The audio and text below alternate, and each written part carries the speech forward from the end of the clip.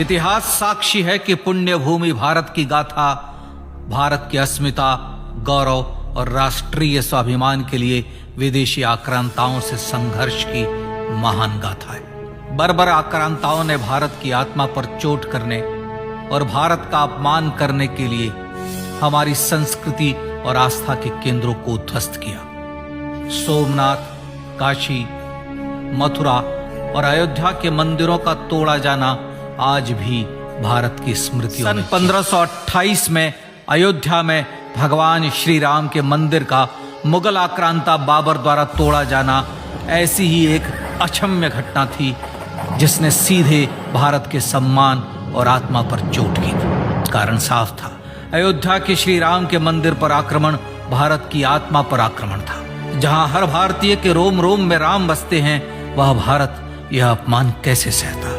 राम मंदिर पर आक्रमण भारत को आहत कर गया था। विदेशी हमलावर अपनी बर्बरता दिखाते गए और भारत अपने आत्म गौरव को फिर से पाने के लिए संघर्ष करता रहा।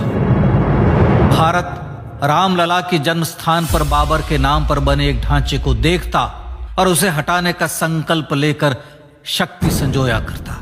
हिंदू समाज आत्मसम्मान के रण में डटा रहा और लगातार हमलावरों द्वारा बनाए गए बाबरी ढांचे को हटाने के लिए लड़ता रहा। सरयू कई बार रक्त से लाल हुई।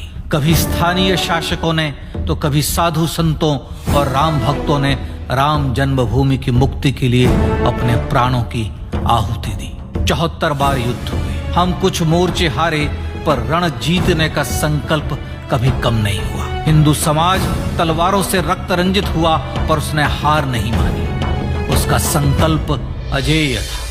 15 अगस्त 1947 को देश की आजादी के साथ सैकड़ों सालों से चले आ रहे इस संघर्ष में नई ऊर्जा और एक नया मोड़ आया। अचानक 23 दिसंबर 1949 को बाबरी ढांचे में श्री राम लला प्रकट हुए। हजारों राम भक्त दर्शन के लिए उमड़ पड़े। तत्कालीन प्रधानमंत्री पंडित जवाहरलाल नेहरू ने उत्तर प्रदेश सरकार को श्री राम लला को विवादित ढांचे से हटाने का आदेश दिया।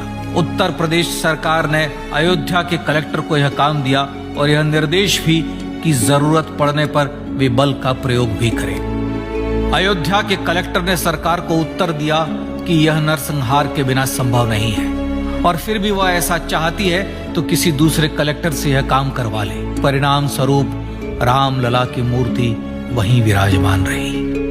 विवादित ढांचे को बंद कर दिया गया। केवल पुजारी को सेवा अर्चना के लिए भीतर जाने की अनुमति थी। फिर भी राम भक्त विवादित ढांचे के बाहर से प्रभु श्री राम की आराधना करते रहे। भारत के हिंदू समाज के लिए चुनौतियां और बढ़ गई। मामला अदालत में गया।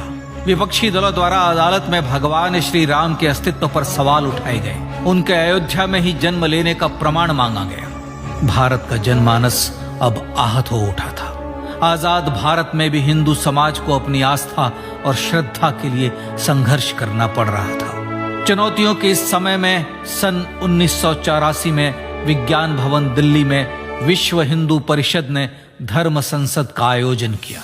इस संसद में देश भर के संतों ने राम जन्मभूमि की मुक्ति के लिए आह्वान किया और राम जन्मभूमि मुक्ति यज्ञ समिति का गठन किया। धर्म संसद ने राम जन्मभूमि की मुक्ति और वहां भगवान श्री राम के भव्य मंदिर बनाने के भारत के जनमानस के संकल्प को फिर से दोहराया। विश्व हिंदू परिषद के नेतृत्व में मंदिर निर्माण के लिए पूरे देश में अभूतपूर्व आंदोलन की शुरुआत हुई। श्री राम जन्मस्थली मुक्ति यज्ञ समिति के साथ देश भर में राम जानकी की रथ यात्राएं निकली। राम लीलाओं में राम कथा के माध्यम से भारत का आम जन फिर से जुटा। अब सबके मन में एक ही प्रण था, एक ही लक्ष्य था। अयोध्या में जन्मभूमि पर भगवान श्री राम की भव्य मंदिर का निर्माण। सन 1989 में विश्व हिंदू परिषद द्वारा गांव-गांव से रामशिला पूजन करके अयोध्या भेजी गई। 2,75,000 गांवों से रामशिलाएं अयोध्या पहुंची। भव्य राम मंदिर के शिलान्यास का निर्णय हुआ।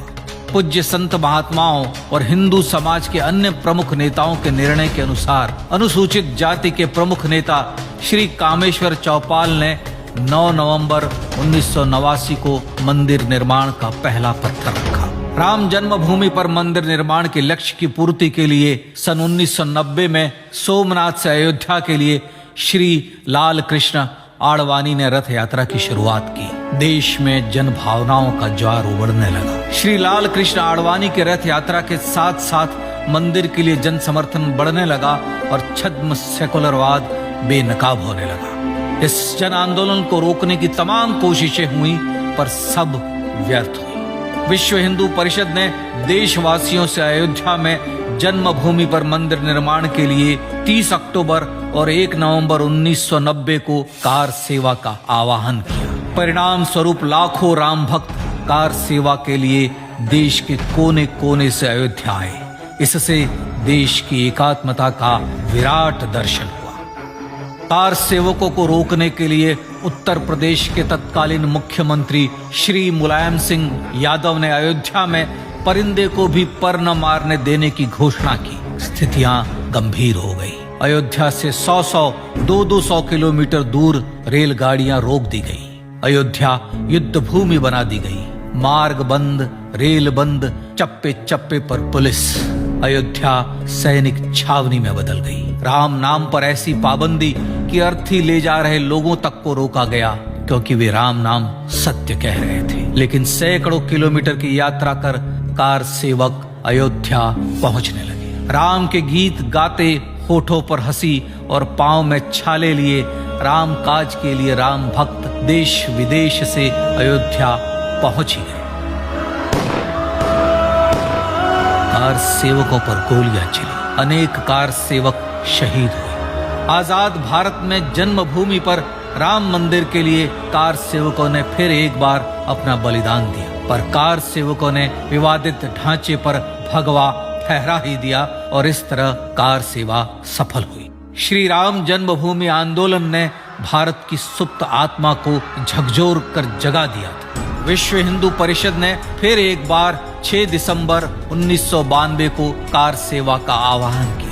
राम भक्तों को कार सेवा करने देने के लिए अदालत में प्रार्थना की गई, पर अदालत ने कोई निर्णय नहीं दिया। परिणाम स्वरूप बौद्ध, जैन, सिख, स्वामीनारायण संप्रदाय, गायत्री परिवार, हर पंथ मत विचार के हिंदू एकत्र हो गए। छूत अछूत का भेद मिटा, जाति की पहचान मिटी। हम सब हिंदू, हम सब सिंधु बन गए। राम सिंधु में ज्वार उठा और देखते ही देखते 6 दिसंबर 1992 को श्री राम जन्मभूमि से बाबरी ढांचा सदा के लिए हट गया।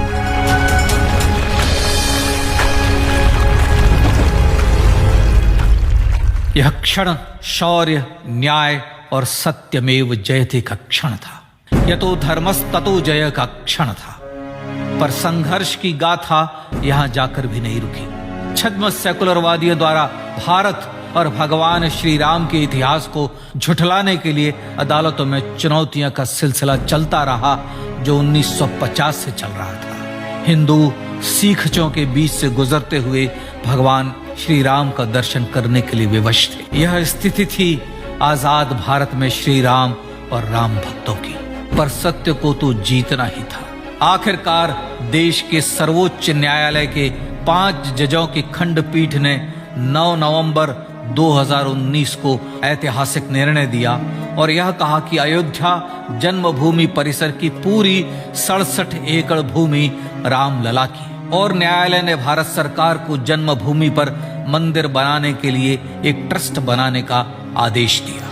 सर्वोच्च न्यायालय के आदेश के अनुसार भारत सरकार ने 5 फरवरी 2020 को श्री राम जन्मभूमि तीर्थ क्षेत्र नाम के ट्रस्ट का गठन किया और राम जन्मभूमि न्यास की भूमि जो सरकार द्वारा अधिग्रहित की गई थी उसे ही नवनिर्मित न्यास को वापस दे दिया गया। 5 अगस्त 2020 को भारत के प्रधानमंत्री श्री नरेंद्र मोदी ने श्री राम जन्मभूमि तीर्थ क्षेत्र के अध्यक्ष पूज्य महंत नृत्य गोपाल दास, राष्ट्रीय स्वयंसेवक संघ के पूज्य सरसंघ चालक डॉक्टर मोहन भागवत एवं उत्तर प्रदेश के मुख्यमंत्री श्री योगी आदित्यनाथ की उपस्थिति में श्री राम जन्मभूमि पर भगवान श्री राम के भव्य मंदिर के लिए भूमि पूजन कर निर्माण कार्य का शुभारंभ किया। इस तरह लगभग 500 वर्षों से राम जन्मभूमि की मुक्ति के संघर्ष का पटाक्षेप हुआ।